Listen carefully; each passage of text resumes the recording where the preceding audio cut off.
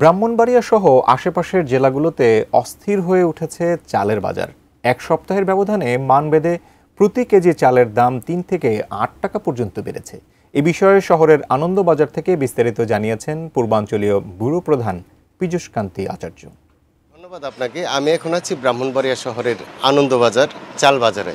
এই আনন্দবাজার চাল বাজারে এসে আমরা যেটা দেখেছি, গত এক সপ্তাহের তুলনায় কিন্তু হঠাৎ করেই মোটা চাল এবং চিকন চাল প্রতি কেজিতে ৩ টাকা থেকে ৮ টাকা পর্যন্ত বেড়েছে।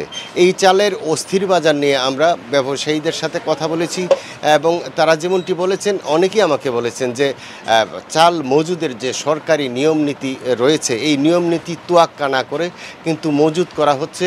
এই ভরা মৌসুমে, বুড়োর এই ভরা মৌসুমে কিন্তু অনেকেই মজুদ করছে এবং যে কর্পোরেট ব্যবসায়ীগুলো আছেন তারাও কিন্তু মজুদ করছেন।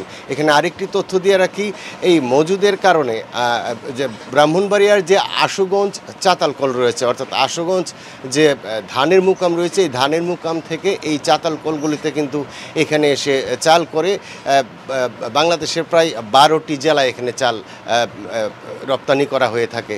কিন্তু গত কয়েকদিনের টানা বৃষ্টি এবং শ্রমিক সংকটের কারণে, অর্থাৎ ঈদের পরে যে শ্রমিকরা ছুটিতে গিয়েছিল তারা কিন্তু এখন ধান ভাঙাতে পারছে না এবং চাল তৈরি করতে পারছে না। এইটাও একটি কারণ বলে তারা মনে করছেন। অনেক ব্যবসায়ী বলছেন কয়েকদিনের মধ্যেই হয়তো এই চালের দামটা আরেকটু কমে আসবে। খবর নিয়েছি হবিগঞ্জ, নরসিংদী, কিশোরগঞ্জ, কুমিল্লা সহ বিভিন্ন বাজারে কিন্তু চালের দাম হঠাৎ করেই বেড়ে গেছে। তো এই ছিল আমার কাছে ব্রাহ্মণবাড়িয়া থেকে সর্বশেষ।